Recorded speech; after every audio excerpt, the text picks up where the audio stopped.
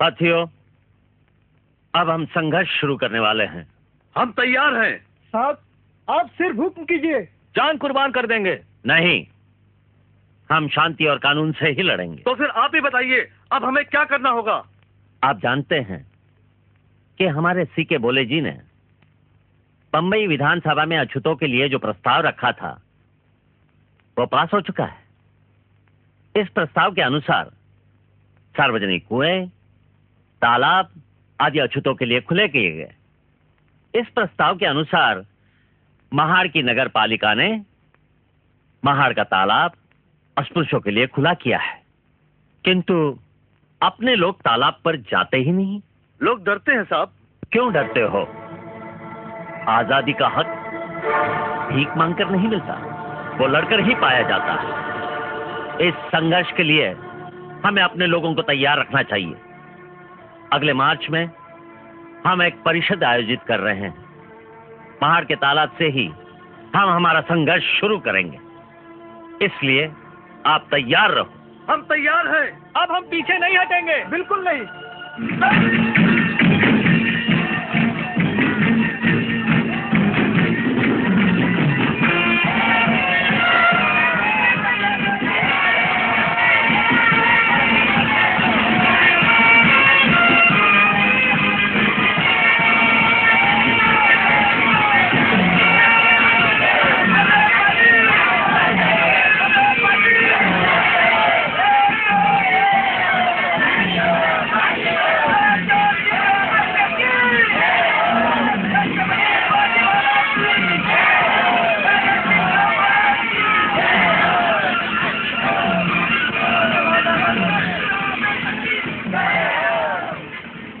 भाइयों और बहनों,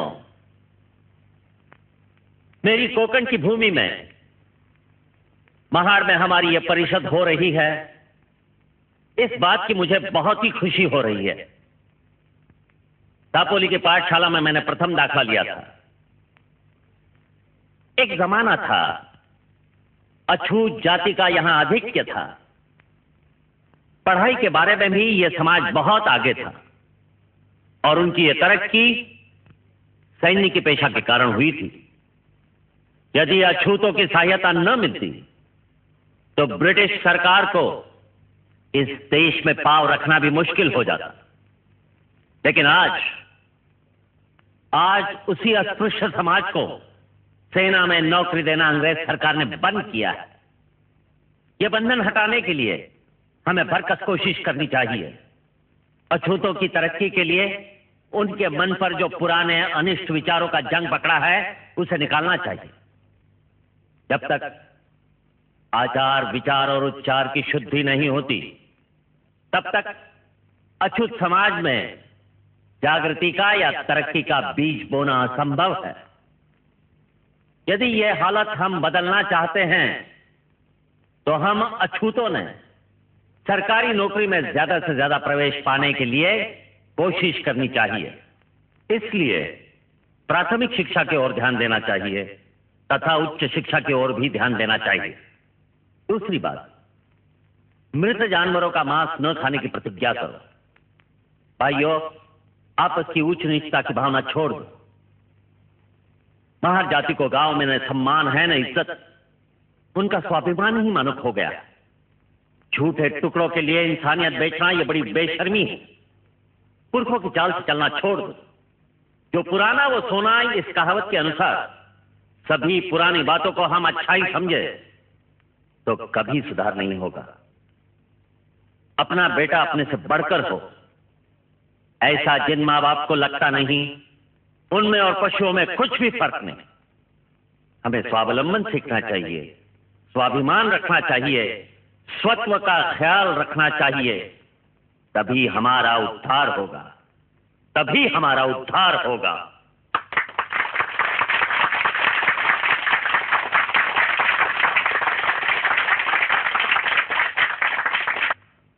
इस महाड़ परिषद के सभापति डॉक्टर बाबा साहब, सम्माननीय सदस्य, भाइयों और बहनों, आपने अभी डॉक्टर साहब का भाषण सुना। हमने एक प्रस्ताव मंजूर किया है। सार्वजनिक कुएं, तालाब और नदियों का पानी हम आम लोगों की तरह इस्तेमाल करें। मैं माननीय बाबा साहब के एक महत्वपूर्ण ऐलान की याद दिलाना चाहता हूं। अब दोपहर का समय है, कड़ी धूप से आप लोग परेशान हो रहे हैं, गर्मी के कारण आपको प्यास लगी है, इसलिए हम सब बाबा साहब के साथ उस तालाब पर जाएंगे, वहां पानी पिएंगे और सत्याग्रह करेंगे। डॉक्टर बाबा साहब,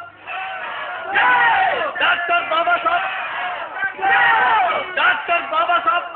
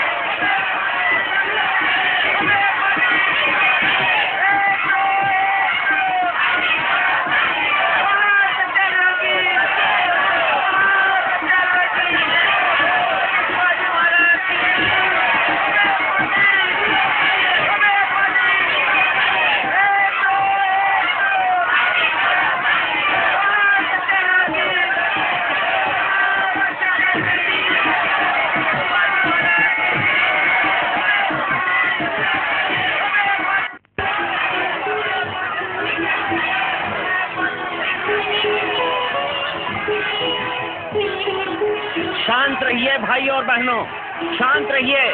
मैं आप लोगों से कुछ कहना चाहता हूँ। शांत रहो, मेरी बात सुनो और गौर से सुनो। भाई और बहनों, हम इंसान होकर भी हमें इस तालाब के पानी को छूने से इनकार किया जाता है, क्योंकि हम अछूत हैं। यह अस्पृश्यता का कलंक धोने के लिए, साफ पानी पीने का हमारा हक कबूल करवाने के लिए हम ये सत्याग्रह कर रहे हैं। इस देश के 7 करोड़ अछूत भाइयों की इच्छा को गवा रखकर हम ये प्रतिज्ञा करेंगे कि ऐसे गुलामी से भरा हुआ जीवन इसके आगे हम नहीं बिताएंगे। औरों की तरह तालाब का पानी पीने का हमें भी हक है, और इसलिए महर के इस चौदार तालाब का पानी पीकर हम हमारा हक साबित कर रहे हैं।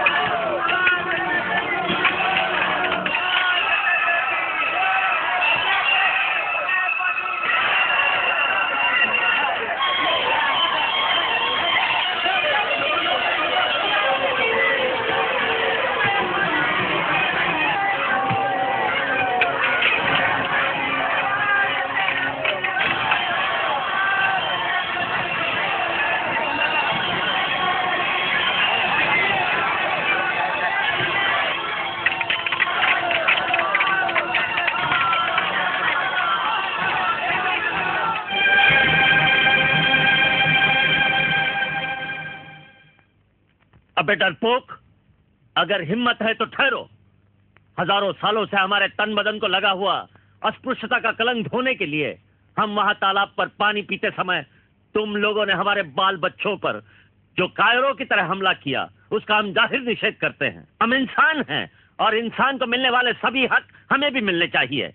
आज तक हम अनाड़ी थे, अनपढ़ थे, लेकिन आज हमें हमारे हक के बारे में महसूस हुआ है, क्योंकि सनातनियों ने हम पर हमला किया। फिर भी हमारे लोगों ने शांत रहने की कोशिश की, संयम ढलने नहीं दिया।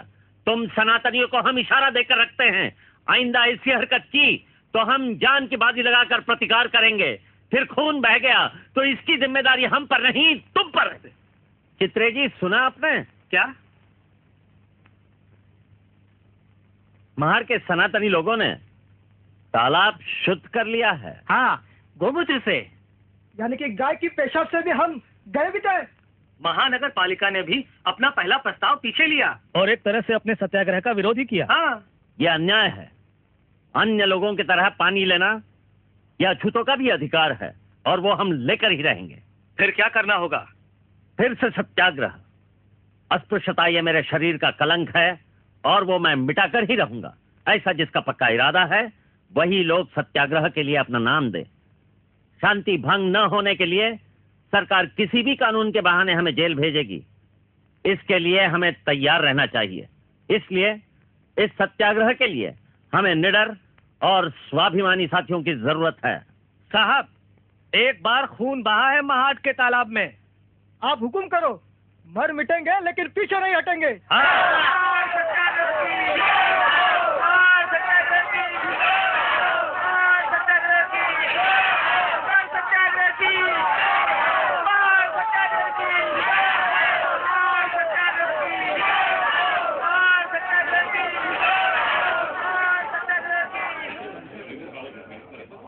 साथियों, आपको याद होगा कि पिछले मार्च के 19 तारीख को हम सब मिलकर यहां के तालाब पर गए थे।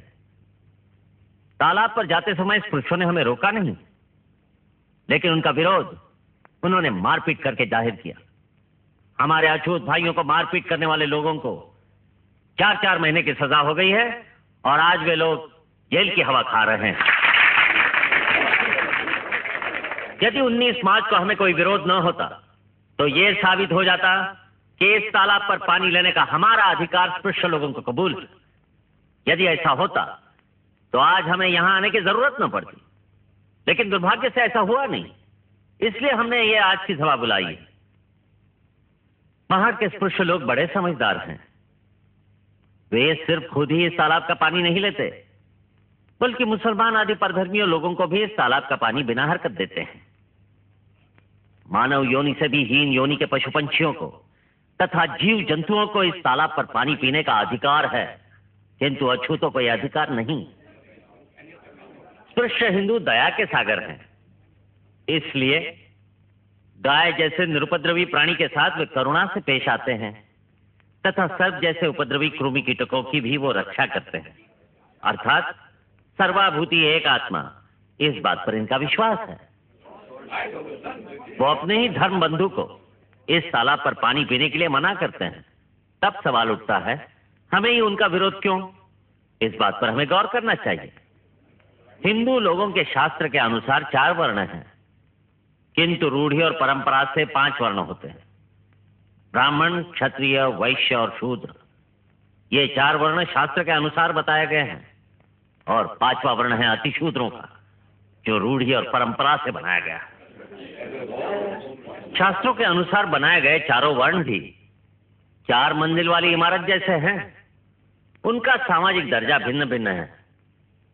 इस 4 मंजिल वाली इमारत को सीढ़ियां ही नहीं, हर एक ने अपने ही मंजिल पे अपनी जिंदगी बितानी है।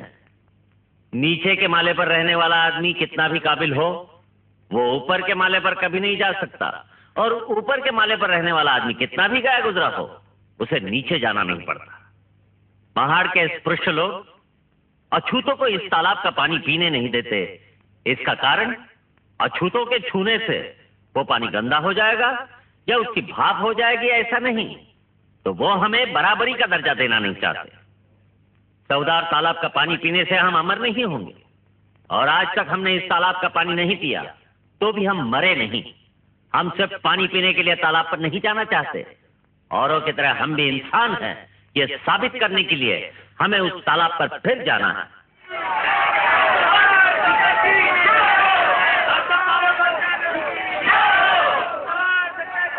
अस्पृश्यता ये मामूली बात नहीं, हमारे दरिद्रता की और हीनता की वो जननी है।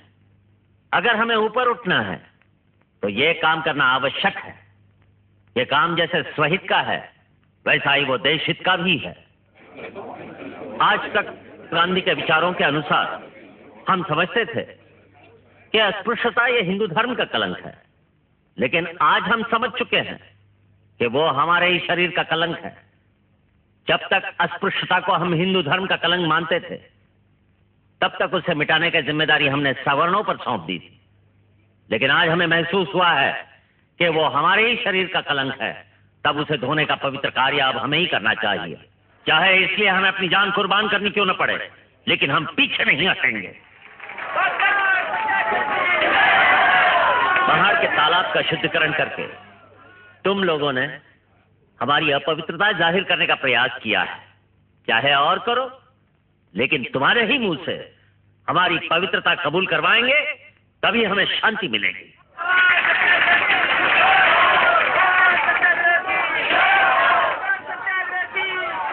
माताओं और बहनों, महिलाओं का ये कर्तव्य है, उन्होंने हर सभा सम्मेलन में हिस्सा लेना चाहिए, पुरुषों के साथ कंधे से कंधा मिलाकर विचार विनिमय करना चाहिए। यह सत्य है कि समाज में सुधार लाने का महत्वपूर्ण काम सिर्फ पुरुषों का नहीं, महिलाओं का भी है। सिर्फ आपकी कोख से हमने जन्म लिया, इसलिए हम अछूत हैं, और इसी वजह से हमारी छाया किसी पर भी पड़े तो उसे सहन नहीं किया जाता। लेकिन और महिलाओं के कोख से जन्म लेने वाले बच्चे होशियार माने जाते हैं। दूसरी औरतों में और तुम में क्या फर्क है? फिर तुम्हारी कोख से जन्मे बच्चों को इंसानियत का भी साधा अधिकार क्यों नहीं मिलता? आपका साड़ी पहनने का ढंग और कथिलों के नकली जेवर पहनना, यही आपकी अछूत होने की निशानी है। अपने रहन सहन का ढंग बदलो, साफ सुथरा रहो, बासी खाना छोड़ दो, अपनी बहू बेटियों को खूब पढ़ाओ, तो ही आप सुखी होंगे।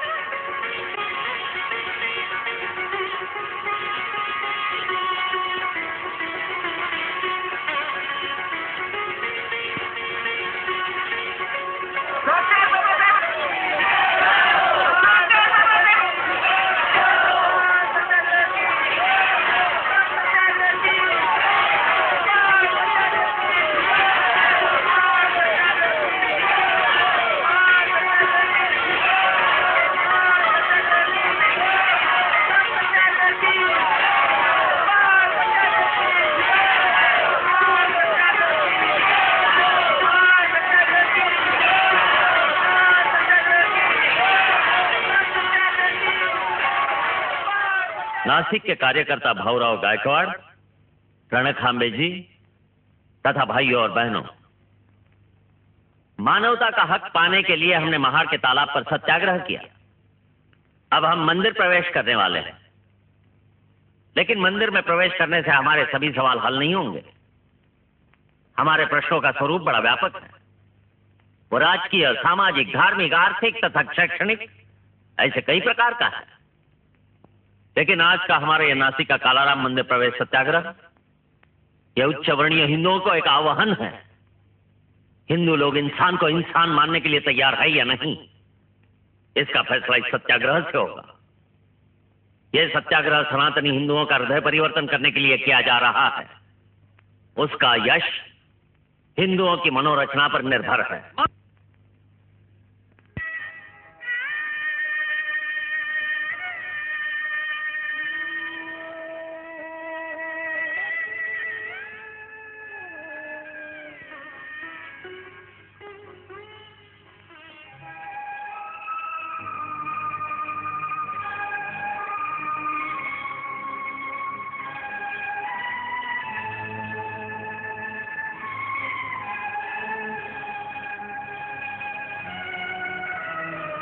क्या कहूँ लक्ष्मी, मुझे बहुत डर लगता है।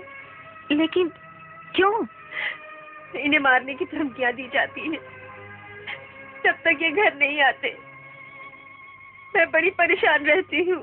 धीरज रखो रमा, डरो मत। अच्छे काम करने वालों के दुश्मन होते ही हैं। भगवान को भी राक्षसों से लड़ना पड़ा। हम तो एक मामूली इंसान हैं। अच्छा, अब आप लोग जाइए, मैं सुबह ठीक 8 बजे ऑफिस में आता हूँ। अगर शायद। अरे, आप लोग अभी तक जागते रहे? भाभी, अभी तक सोई नहीं तुम?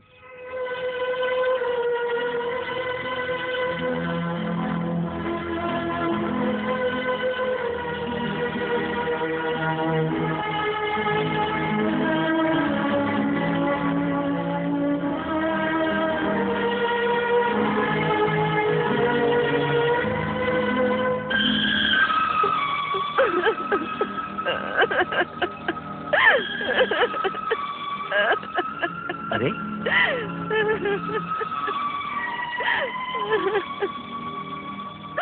क्या हो गया रमा? रोती क्यों? मुझे बहुत डर लगता है। डर? किस बात? आपको गोली से मारने वाले हैं ना? मुझे? समझ गया।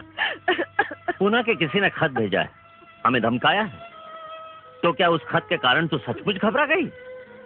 पगली, जिसे सचमुच मारना है वो इस तरह खत भेजकर सचेत नहीं करेगा, सीधा आकर अपना काम करेगा।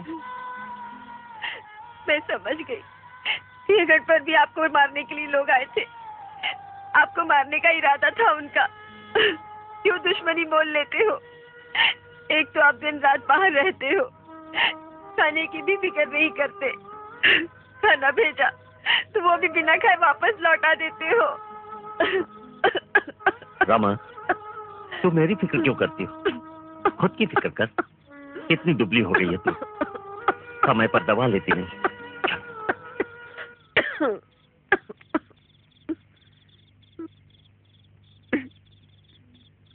दवा समय पर लेती नहीं, ऐसा क्यों? लेती हूँ, और अब क्या होने वाला है? भगवान मुझे जल्दी उठा ले जाए, बस यही एक तमन्ना है। वाह, हमसे पहले? वाह भाई वाह। आप हमारे से पहले जाओगी तो फिर हमारी देखभाल कौन करेगा? अच्छा, छोड़ो इन बातों को। कोई आया था? हाँ, ठक्कर बापा आए थे। ऑफिस में मिलकर गए हमें। गांधी जी ने येरोड़ा जेल में भूख हड़ताल शुरू किया है। उनका कहना है गांधी जी की जान बचाना केवल मेरे ही हाथ में है। सुनो जी, मेरी एक बात मानोगे?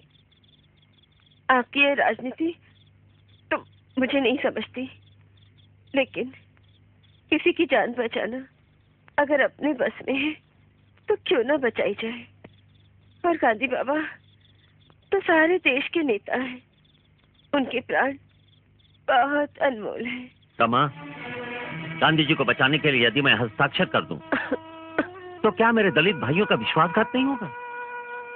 रमा, मैंने उनसे साफ कह दिया, चाहे मुझे सामने के दिए के खंभे पर चढ़ाकर फांसी दिया जाए, मगर मैं अपने अछूत भाइयों का विश्वासघात नहीं करूं।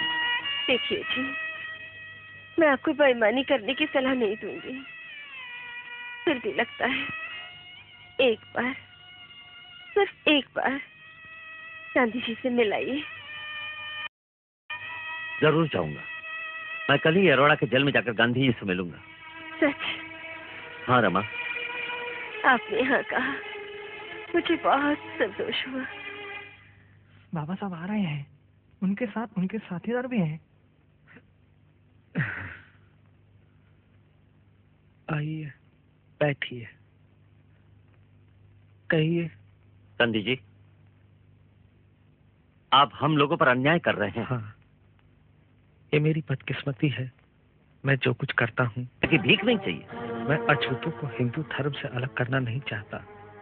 देश के टुकड़े करना मैं नहीं चाहता हूँ। अलग प्रतिनिधि चुनने का हक सिर्फ अछूतों को नहीं दिया गया, क्रिश्चियन, एंग्लो इंडियन, मुसलमान, सिख, इन सभी को दिया गया। यदि सिख और मुसलमानों को यह अधिकार देने से देश के टुकड़े नहीं होते, तो अछूतों को यह अधिकार देने से देश के टुकड़े कैसे होंगे? यदि सबको यह अधिकार मिल रहे हैं, तो अछूतों को क्यों नहीं दिया जाए? आपका कहना सही है। आपके कहने से मैं पूरी तरह सहमत हूँ। आप जन्म से अछूत हैं, मैं दिल से अछूत। हिंदू समाज का विभाजन मैं नहीं चाहता। उसके लिए मैं मेरे प्राण देने के लिए भी सिद्ध हूँ। लेकिन मैं मेरे करोड़ों अछूत भाइयों का हक हरगिज नहीं छोड़ूंगा। का धमक का उठो उठो, दवा ले लो। मुझे कुछ भी नहीं चाहिए। ऐसा क्यों कहती हो? ले लो दवा, लो। नहीं शंकर, बहुत कड़वा लगता है। देख रमक्का, तुम अगर दवा नहीं लोगी ना तो मैं क्या करूंगा मालूम है? क्या करेगा? मेरी पिटाई करेगा? नहीं। तो क्या उनसे शिकायत करेगा? नहीं।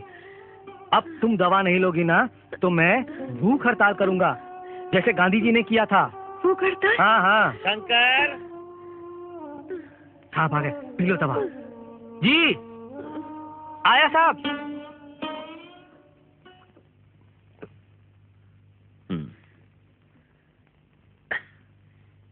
कैसी है रमा? अब अच्छी हूँ। क्या हुआ जी? जो होना था। रमा, आखिर हम भी इंसान हैं। गांधी जी की हालत ऐसी थी कि उनके मुंह से एक एक शब्द बड़ी मुश्किल से निकलता था। हमारे दलितों की हिफाजत जाग उठी और हमने पुनः पैक्ट पर हस्ताक्षर कर दिए। भगवान भला करे। बहुत अच्छा हुआ। सुनो जी, मेरी और एक तमन्ना पूरी करोगे? बोलो। हम लोग पंढरपुर जाएंगे, पांडुरंग का दर्शन करेंगे। अब मैं थकी जा रही हूँ। जाने से पहले एक बार पंढरपुर ले चलो मुझे। रमा, दूसरा कुछ भी मांगो, लेकिन तुम्हारी ये तमन्ना मैं पूरी नहीं कर सकता। रमा, जिस पांडुरंग के दर्शन के लिए तू इतनी श्रद्धा और भक्ति से जाना चाहती हो, वो पांडुरंग तुम्हें देखने भी नहीं मिलेगा। वे लोग हमें मंदिर में जाने नहीं देंगे। चलेगा, हम बाहर से ही दर्शन करेंगे। तो भी मरने से पहले एक बार, सिर्फ एक बार पंढरी ले चलो मुझे। रमा, क्या है उस पंढरपुर में? हम एक नया पंढरपुर निर्माण करेंगे। सदाचारी जीवन, निस्वार्थ सेवा और दीन दुखियों के लिए किया हुआ त्याग, इनसे ही हम अपना नया पंढरपुर निर्माण करेंगे। नया मंदिर खड़ा करेंगे। वर्षों से हम अत्याचार सह रहे हैं, क्यों हम इस धर्म में रहे?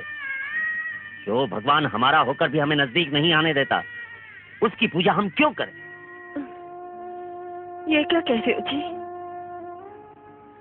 तमाम मैं अछूत जाति में पैदा हुआ, ये मेरा अपराध नहीं। मैंने हिंदू धर्म में जन्म पाया है, लेकिन मैंने निश्चय किया है एक हिंदू की हैसियत से हरगिज नहीं मरूंगा। नहीं नहीं, ऐसा ना कहो जी, भगवान हमसे नाराज हो जाएंगे। तमा, ये अंधश्रद्धा छोड़ दो। ये नाराज होने वाले तुम्हारे भगवान को मानने को मैं तैयार हूँ। मुझे उस भगवान की परवाह नहीं। नहीं नहीं, ऐसा ना कहो जी। भगवान पिट्ठू पर आया, इन्हें माफ कर दे, इन्हें माफ कर दे, इन्हें माफ कर दे।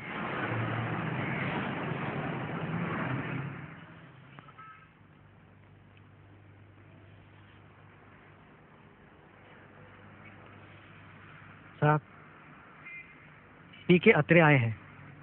भेज दो उन्हें अंदर। साहब, इन्होंने ही आपकी भरी सभा में हंसी उड़ाई थी। तो क्या हुआ? उन्हें अंदर भेज दो। अच्छा।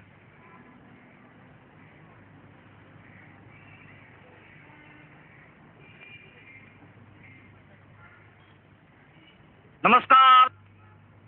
नमस्कार, बैठिए। कहिए, कैसे आना हुआ? डॉक्टर साहब, मेरे पास एक मर्डर केस आया है। अच्छा। उस पर मुझे आर्टिकल लिखना है। बहुत सारे वकीलों से मैं मिला, सभी ने आपका ही नाम सूचित किया है, इसलिए मैं आपके पास आया हूँ। अच्छा, केस पेपर्स लाया हो? हाँ जरूर, ये लीजिए।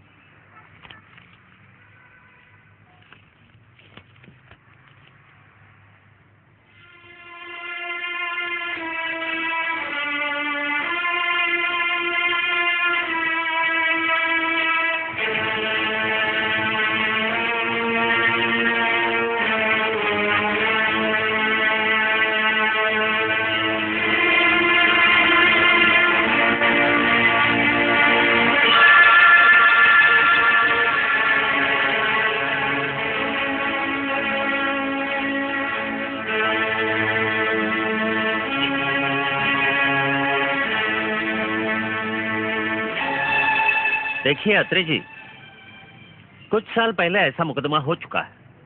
आप ऐसा कीजिए, 12 नंबर की अलमारी में 5 नंबर का वॉल्यूम देखिए। पेज नंबर 185 पर मैंने अंडरलाइन किया है।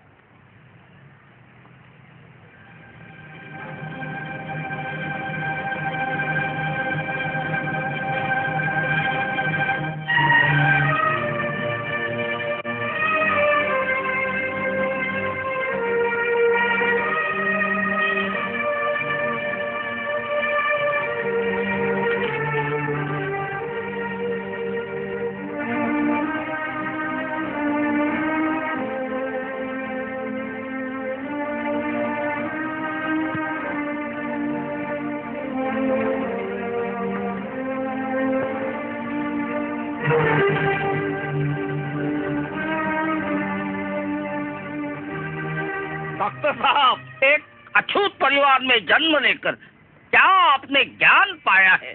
क्या आपकी स्मरण शक्ति? कानून के बारे में आपका ज्ञान देखकर मैं प्रभावित हो गया हूँ। आपका काम हुआ ना? बिल्कुल। अच्छा, नमस्ते।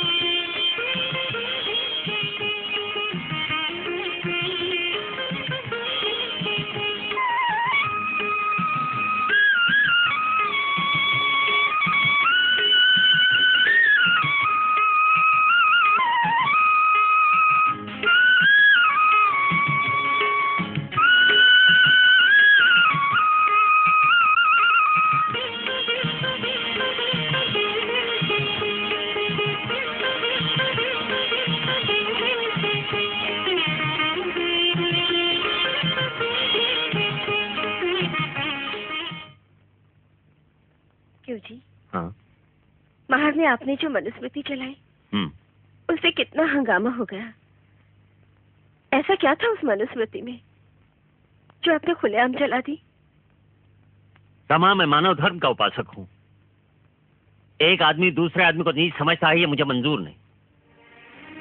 मनुस्मृति में महिलाओं को शूद्रों को अत्यंत हीन बताया गया है। शूद्रों को अत्यंत भयानक सजा दी जाती है। जमा यदि किसी शूद्र ने ब्राह्मण को अपशब्द बोला तो उसकी जबान छाट दी जाती है। धर्म की पोथी पढ़ी या सुनी तो उसके कानों में तपते लोहे की सलाई डाली जाती है। समझ, तुम क्यों चिंता करती हो? अब आराम करो।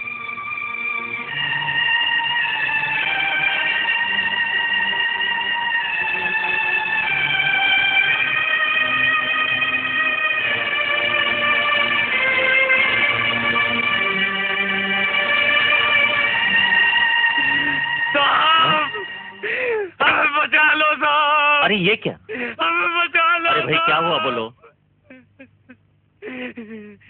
साहब, मैं बर्बाद हो गया साहब, मैं बर्बाद हो गया। रोना बंद करो, पहले बताओ तो सही क्या हुआ। आपने सभा में कहा था तो हमने गांव का काम करना छोड़ दिया।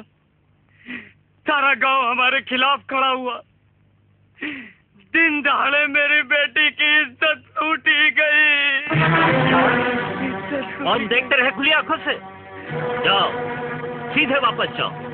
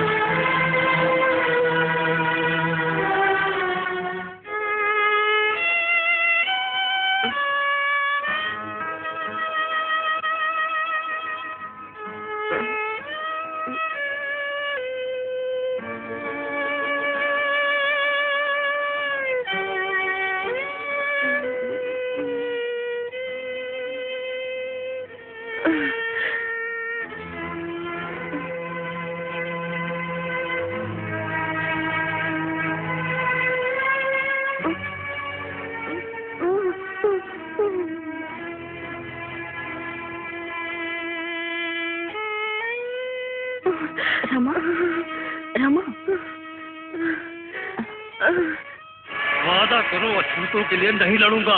लड़ूंगा, आखिर तक लड़ूंगा। वादा करो धर्म के खिलाफ नहीं बोलूंगा। बोलूंगा, आखिरी तक बोलूंगा। बोलूंगा। रमा, क्या हुआ रमा? क्या हुआ रमा? क्या हुआ रमा? मुझे बहुत डर लगता है। डर किस बात का? मैं ना, हाँ? सो जाओ अब। हाँ, सो जाओ रमा।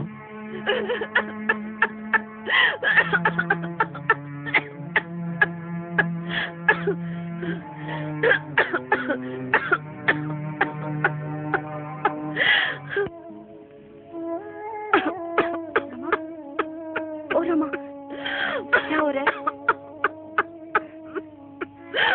जहाँ दर्द हो रहा है?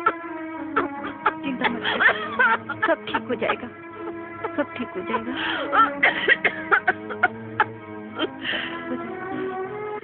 चिंता मत कर।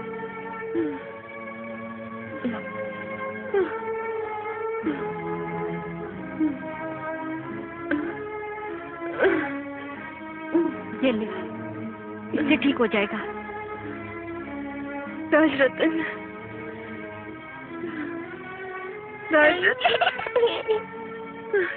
हे भगवान, इतना सब कुछ करने के बाद भी बुखार उतरता ही नहीं। राजरतन,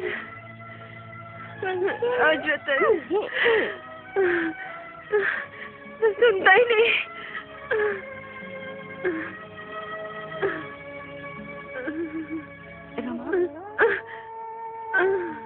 रमा,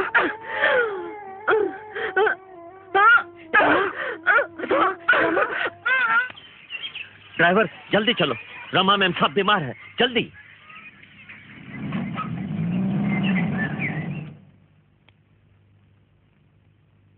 रमा, रमा, उठो, ये पी लो, आराम आ जाएगा।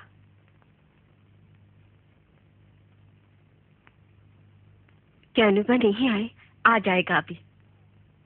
रमक्का, ज्ञानुबा आया है। नमस्ते। ज्ञानुबा जी। ज्ञानुबा, भजन तो रोज सुनाते हो। जी। आज मुझे वो गाना सुनना है। कौन सा गाना? हम राजगृह में रहने आए। जी। तब बड़ा समारोह हुआ था। हाँ। उस समय गाया था तुमने। हाँ। उनका नाम सुनते सुनते वो मुझे ले जाए, यही ख्वाहिश है मेरी। सुनाते हो ना? सुनाता हूँ माते।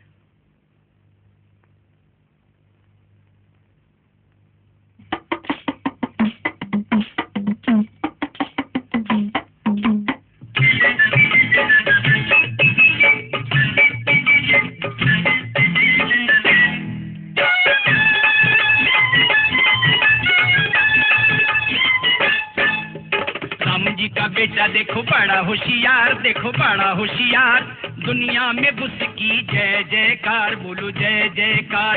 राम जी का बेटा देखो बड़ा होशियार, देखो बड़ा होशियार, दुनिया में उसकी जय जयकार, बोलो जय जयकार।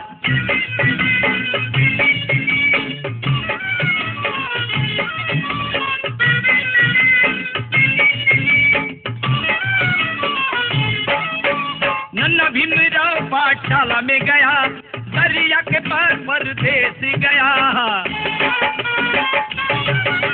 नन्ना भीमराव पाठशाला में गया, दरिया के पार परदेश गया।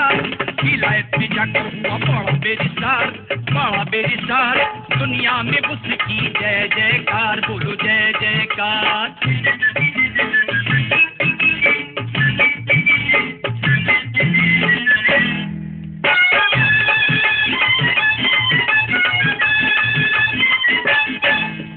अंग्रेजी में यादनो बात करता है, बड़े बड़े साहेबों से झगड़ा करता है।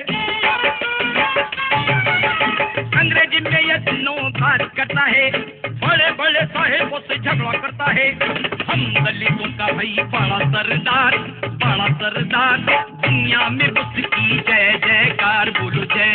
जयकार।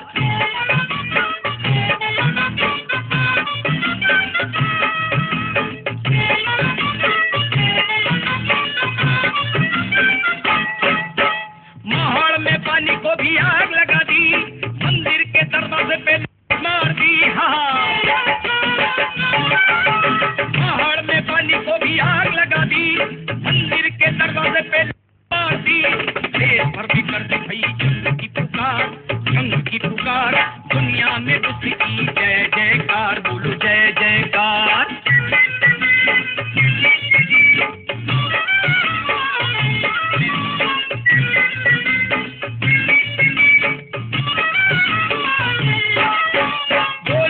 सभा में खरा खरा बोला, राजा से कह दिया मुंह करो काला। बोल में जिस सभा में खरा खरा बोला, राजा से कह दिया मुंह करो काला। बोल बहादुर के जैसी तेज तलवार, तेज तलवार। दुनिया में उसकी जय जयकार, बोलो जय जयकार।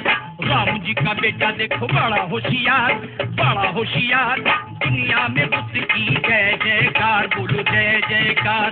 दुनिया में उसकी जय जयकार, बोलो जय जयकार। दुनिया में उसकी जय जयकार, बोलो जय जयकार।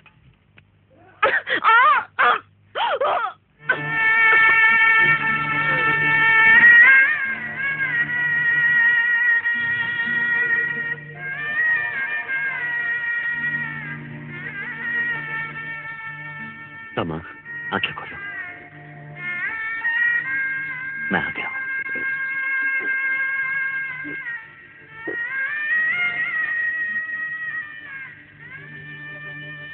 रामू, कुछ कहना चाहती हो?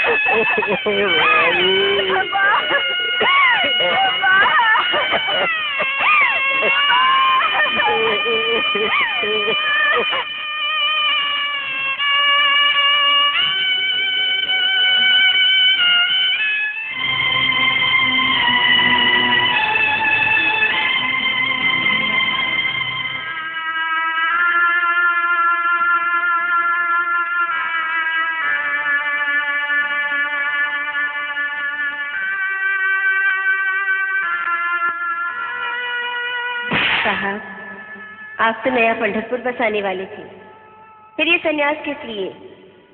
ये 7 कोटि दलित आपको माँ बाप समझते हैं और माँ बाप बच्चों को छोड़ते नहीं।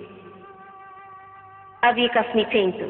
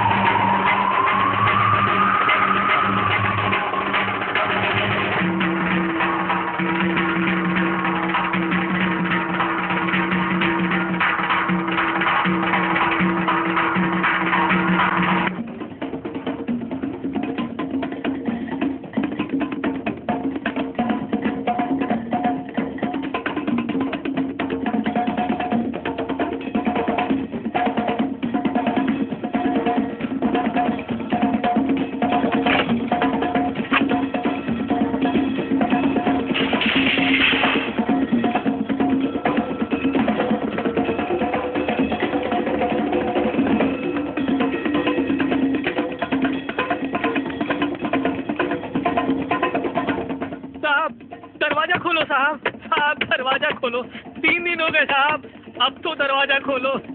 भीमराव, भीमराव, दरवाजा खोलो भीमराव, भीमराव, दरवाजा खोलो भीमराव, ऐसा क्यों कर रहे हो भीमराव, दरवाजा खोलो। देवर जी, देवर जी, दरवाजा खोलो देवर जी, दरवाजा खोलो, दरवाजा खोलो। साहब दरवाजा खोलो, साहब साहब दरवाजा खोलो, साहब। भीमराव दरवाजा खोलो, भीमराव, भीमराव दरवाजा खोलो, दरवाजा खोलो भीमराव।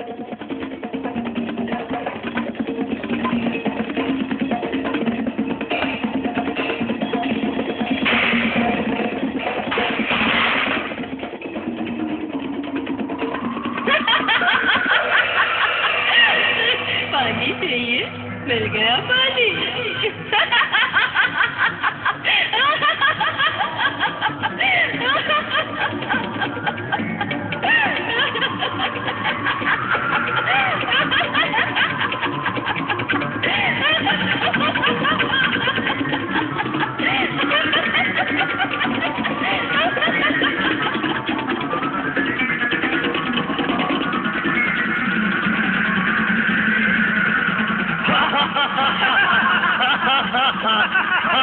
पानी चाहिए, मिल गया पानी।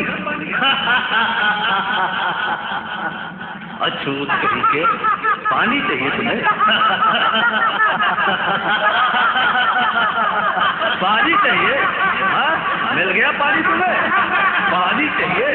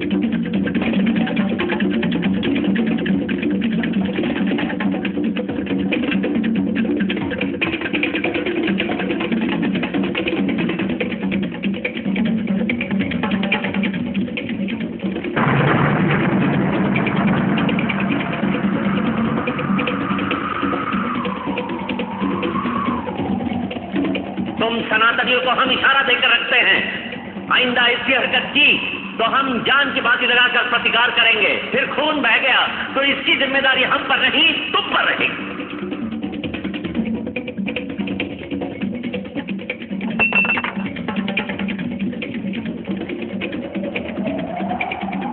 अब मैं इस धर्म में नहीं रहूंगा।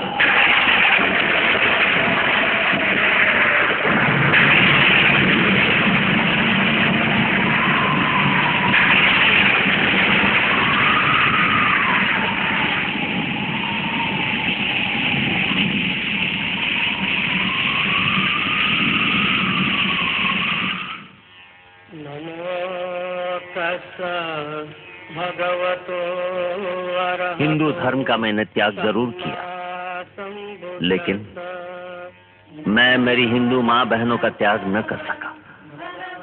उनकी गुलामी मेरी बेचैनी बन गई। मैं चैन से सो न सका। हिंदू औरतों की गुलामी खत्म करने के लिए मैंने हिंदू कोड बिल बनवाया। एक ऐसा कानून बनवाया जिसमें हर हिंदू औरत अपने मर्द की गुलामी से आजाद हो गई। हर हिंदू महिला को अपने पिता की जायदाद में बराबर का हक मिला, जो पहले नहीं था। एक से ज्यादा शादी करने का मतलब एक से ज्यादा औरतों को गुलाम बनाने का हक मैंने पुरुषों से छीन लिया। अगर कोई पुरुष किसी औरत को बिना कारण तलाक देता है तो उस औरत को नुकसान भरपाई मांगने का हक मिल गया। ऐसा कानून जो हर माँ बहन और बीवी को आजादी दे रहा था, वो कानून हमारे हिंदू नेता, मंत्रीगण, ब्राह्मण तथा राष्ट्रपति इन सभी को पसंद नहीं था। उन्होंने विरोध किया और मैंने मंत्री पद का इस्तीफा दिया। अगर मैं चाहता तो ये हिंदू कोड बिल का कानून ही नहीं बनवाता और लाल बत्ती वाली गाड़ी में औरों की तरह मंत्री बनकर आराम की जिंदगी गुजारता। लेकिन मैं पैदा ही हुआ था आराम न करने के लिए, गुलामी के खिलाफ लड़ने के लिए। मेरी जिंदगी, मेरी पत्नी रमा की जिंदगी, मेरे बेटों की जिंदगी मैंने गुलामी के खिलाफ लड़ने के लिए दांव पर लगा दी। सिर्फ आपके लिए, आप लोगों के लिए, आपकी गुलामी खत्म करने के लिए। बदले में आपसे मुझे क्या मिला? मेरे भाइयों, मेरी बहनों, मेरी माओ, आपसे मुझे क्या मिला? कुछ नहीं। इसलिए मैं आज आपसे कुछ मांग रहा हूं। एक ही चीज, सिर्फ एक चीज। एक हो जाओ हर दलित, हर हिंदू औरत, हर गरीब मजदूर, हर गरीब किसान। एक हो जाओ। एक नई गुलामी छिपकर तुम्हारे गले में जंजीर डाल रही है और वो है गरीबी। और ये जंजीर पहना रहे हैं सरमाएदार, उनके साथ देने वाले और भ्रष्ट नेता। नमो तस्सा भगवतो अरहतो सम्मा सम्बुद्धस्सा। नमो तस्सा भगवतो